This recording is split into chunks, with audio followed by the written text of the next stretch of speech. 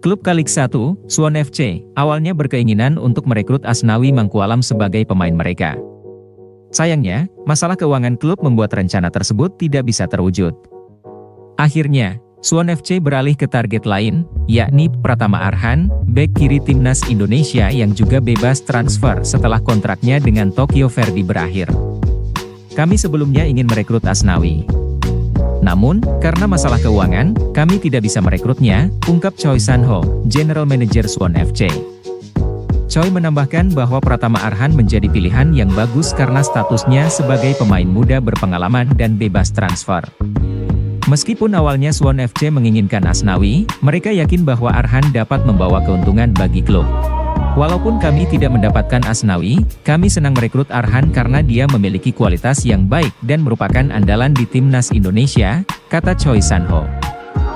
Asnawi Mangkualam sendiri memilih melanjutkan karirnya di Liga Thailand setelah meninggalkan Jeonnam Dragons. Ia bergabung dengan Port FC dan sudah melakukan debut dalam pertandingan melawan Muangthong United. Menurut kalian apakah pilihan Asnawi ini tepat? Timnas Indonesia tidak hanya melibatkan latihan dan strategi, tetapi juga harus menyatukan pemain lokal dan keturunan. Dalam upaya mengatasi perbedaan kultur dan bahasa di antara mereka, Timnas mengkombinasikan kekuatan pemain dari kedua kelompok ini. Nova Arianto, asisten pelatih Timnas Indonesia, mengakui bahwa pada awalnya pemain belum sepenuhnya bersatu. Ada kecenderungan pemain lokal berkumpul dengan lokal, begitu juga dengan pemain keturunan. Di awal, ada sekat antara pemain lokal dan keturunan karena proses adaptasi. Orang Indonesia cenderung pemalu. Mereka berduduk dan makan terpisah, ujar Nova Arianto dalam wawancara di YouTube Si Paling Timnas. Untuk mencapai kesatuan tim, pelatih Timnas Indonesia mencoba berbagai strategi. Salah satunya adalah dengan mencampur pemain saat makan dengan menyusun meja berdasarkan nama masing-masing. Upaya ini mulai diterapkan saat pemusatan latihan Timnas Indonesia di Turki dan terbukti berhasil. Saat TC di Turki, kami memberikan nama di meja makan. Jordi Amat duduk bersama Rizky Ridho, Shane, dan Asnawi. Semua ditempatkan bersama, baik pemain lokal maupun keturunan, kata Nova Arianto. Menurut kalian bagaimana cara terbaik untuk menyatukan pemain lokal dan keturunan?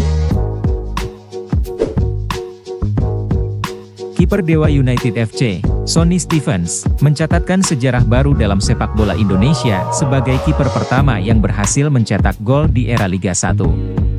Prestasi ini dicapainya dalam pertandingan melawan PSIS Semarang pada pekan ke-25 BRI Liga 1 2023-24 di Stadion Mot Subroto, Magelang. Pertandingan tersebut berakhir dengan skor imbang 1-1. Sonny Stephens mencetak gol penyelamat untuk Dewa United pada menit 93, menyundul bola hasil sepak pojok yang dieksekusi oleh Egy Maulana Fikri. Gol ini tidak hanya menyelamatkan timnya dari kekalahan tetapi juga menciptakan momen bersejarah sebagai kiper yang berhasil mencetak gol di Liga 1 Indonesia. Keberhasilan Sonny Stephens ini tentu menjadi sorotan dan prestasi yang luar biasa dalam karir sepak bolanya di Indonesia. Menurut kalian apakah kiper lokal Indonesia bisa menyamai rekor Sonny ini? Ketua Umum PSSI, Erick Thohir, masih berupaya mencari direktur teknik, Dirtek, baru untuk PSSI setelah Frank Wormuth kembali ke Jerman setelah 4 bulan trial di Indonesia.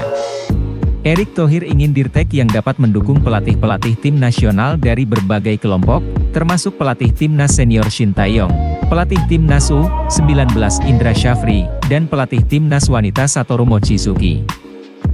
Erick Thohir berharap kehadiran Dirtek baru dapat membantu menciptakan formula permainan yang benar untuk sepak bola Indonesia. Meskipun PSSI telah menyatakan keinginan untuk memiliki Dirtek dari Jerman, hingga saat ini mereka masih kesulitan menemukan sosok yang sesuai dengan kriteria yang diinginkan. Saya rasa kalau ada banyak pelatih pintar, mereka perlu bersatu dan ditargetkan.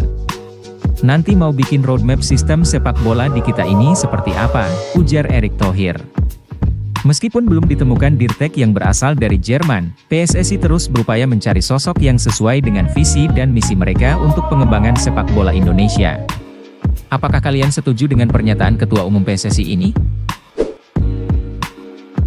Silsilah keluarga pemain Crystal Palace, Jairo Riedewald, yang merupakan keturunan Indonesia semakin terungkap. Nenek Jairo Riedewald dikonfirmasi berasal dari Manado, Sulawesi Utara. Hassani Abdul Ghani, anggota Komdis PSSI, mengungkapkan bahwa dia dihubungi oleh anggota keluarga Jairo Riedewald yang menyatakan bahwa nenek Jairo berasal dari Manado. Menurut Hassani Abdul Ghani, Jairo Riedewald telah lama menjadi perhatian PSSI dalam upaya merekrut pemain diaspora untuk timnas Indonesia. Meskipun sebelumnya diketahui bahwa Jairo memiliki keturunan Suriname, kabar ini membuka peluang baru karena keluarga Jairo menyatakan hubungan darah mereka dengan Indonesia, khususnya dari daerah Manado. Hassani Abdul Ghani menyampaikan informasi ini dengan senang hati dan berharap bahwa jika administrasinya dapat dilengkapi, Jairo Riedewald dapat menjadi aset berharga untuk timnas Indonesia. Kabar ini juga sejalan dengan informasi sebelumnya yang menyebutkan bahwa Jairo Riedewald membuka peluang untuk menjadi WNI dan membela timnas Indonesia. Jika semua proses administrasi dan persyaratan FIFA dapat dipenuhi, kehadiran Jairo Riedewald dapat menjadi peningkatan signifikan bagi timnas Indonesia. Jika semua proses administrasi dan persyaratan FIFA dapat dipenuhi, kehadiran Jairo Riedewald dapat menjadi peningkatan signifikan bagi timnas Indonesia.